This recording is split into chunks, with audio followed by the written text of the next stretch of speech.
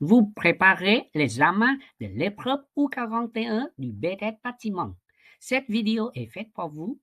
Dans cette vidéo, nous allons voir ensemble comment faire la descente de charge sur la panne en bois massif, comment calculer les efforts antennes, efforts tranchants et moments fléchissants d'une poutre simple, comment calculer moment quadratique, IG d'une section rectangulaire, comment déterminer la contrainte normale maximale, sigma MD, comment calculer la résistance de calcul FMD à la flexion et vérifier que la panne est correctement dimensionnée vis-à-vis de contrainte normale de flexion, comment calculer la contrainte de cisaillement maximale, sigma T, comment calculer la résistance de calcul au cisaillement et vérifier que la panne est correctement dimensionnée vis-à-vis des contraintes de cisaillement.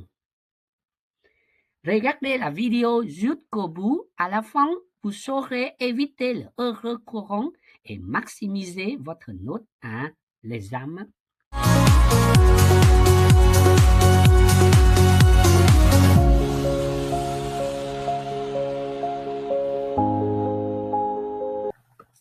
Dans cette étude, nous répondons aux questions 1 à 8. Vous pouvez trouver en pièce jaune le sujet de l'épreuve U41 2023 en format PDF. Pour répondre à la question 1, calculer les charges liéniques permanentes G kN par mètre et climatiques de neige S kN par mètre qui s'appliquent sur la panne. Nous allons suivre étape 1 à 3. Étape 1, déterminer la largeur de reprise ou surface d'influence en observant le plan de DT1, page 7. La panne de section 0,08 multiplié 0,16 mètres reprend la moitié du plancher situé à gauche et la moitié du plancher situé à droite. La largeur de reprise est donc n est égal à 1,75 divisé par 2 plus 1,75 divisé par 2 est égal à 1,75 mètres. Étape 2, déterminer la charge surfacique. Avec la charge climatique de neige, S est égal à 0,46 kN par mètre carré, donné dans la page 4. La charge permanente G, on va commencer avec la couverture, donnée dans la page 4 aussi, avec étanchéité bicouche, auto-protégée, 0,12 kN par mètre carré, isolant en laine de roche, épaisseur 16 cm. La charge surfacique est égale à 0,22 kN par mètre carré. Bac acier perforé acoustique laqué blanche, 0,1 kN par mètre carré. Charge surfacique totale est égale à 0,12 plus 0,22 plus 0,1 est égal à 0,44 kN par mètre carré. Passé étape 3, déterminer les charges liéniques. Avec la charge permanente G, les charges liéniques appliquées à la panne sont obtenues en multipliant la largeur de reprise par les charges surfaciques, puis en ajoutant le poids propre de la panne par mètre linéaire. Avec le poids propre de la panne par mètre est égal à section de la panne multiplié à la poids volumique. Poids volumique du bois est 4,1 kN par mètre cube, donné page 4, donne P est égal à 0,08 multiplié 0,16 multiplié 4,1 est égal à 0,053 kN par mètre linéaire. Donne G est égal à 0,44 multiplié 1,75 plus 0,053 est égal à 0,823 kN par mètre linéaire. Pour la neige, les charges ioniques appliquées à la panne sont obtenues en multipliant la largeur de reprise par les charges surfaciques. S est égal à 0,46 multiplié 1,75 est égal à 0,805 kN par mètre linéaire. Pour répondre à la question 2, calculer les valeurs des efforts tranchants maximum VED et du moment fléchissant maximum MED. La panne est considérée comme une poutre simplement appuyée soumise à une charge uniformément répartie.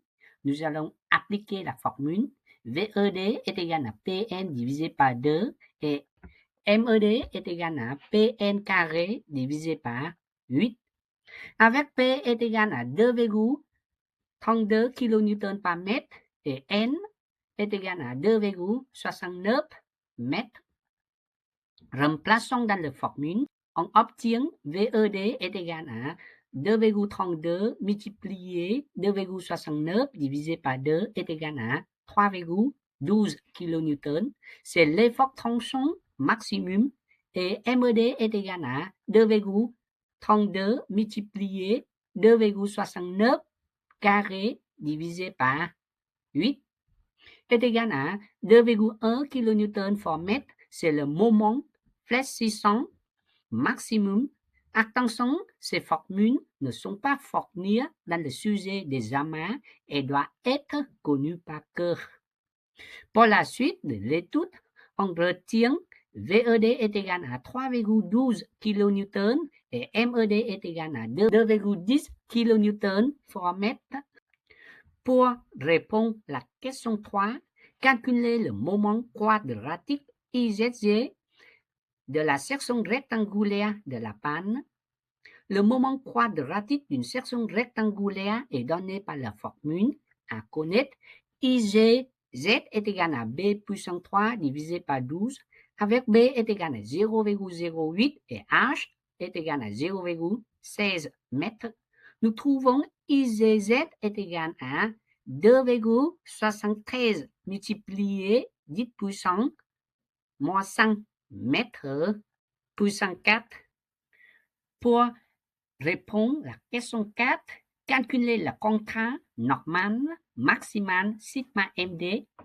Le formule à connaître, sigma MD est égal à valeur absolue de MED divisé par IGZ multiplié H divisé par 2, avec MED est égal à 2,10 kN par mètre, page 4.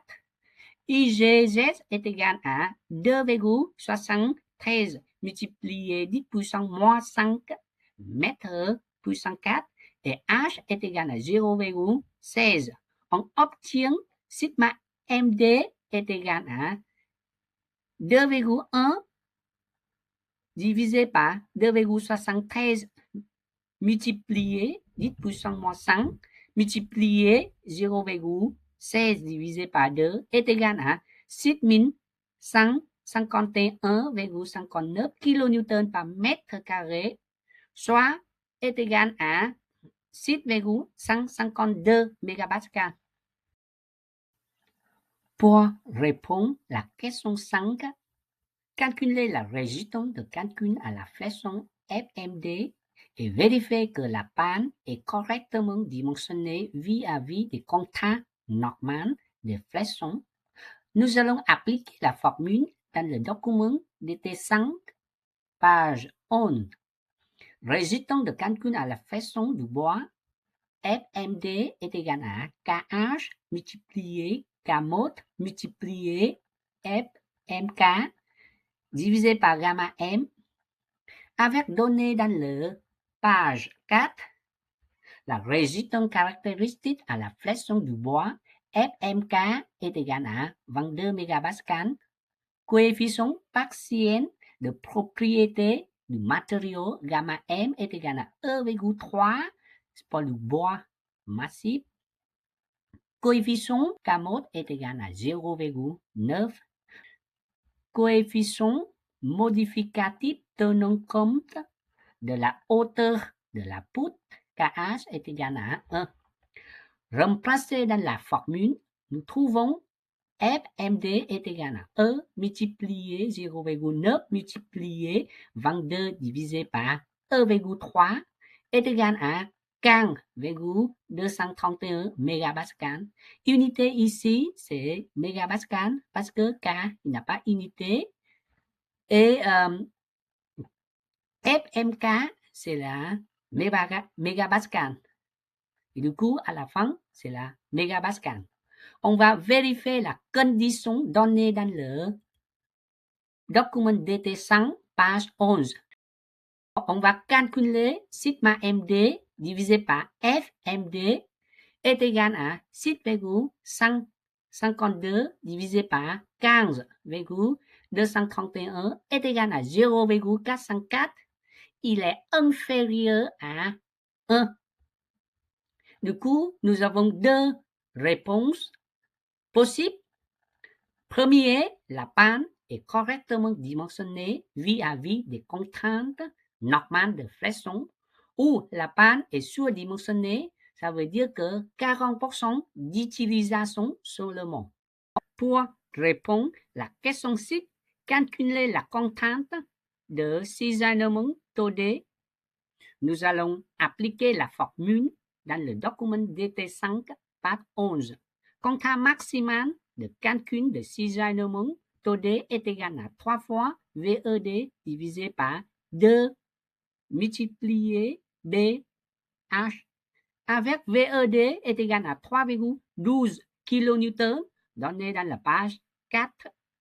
Remplacé dans la formule, nous allons trouver taux D est égal à 3 multiplié 3,12 divisé par 2 multiplié 0,08 multiplié 0,16 est égal à 365,625 kN par mètre carré, soit taux D est égal à 0,366 mégapascal.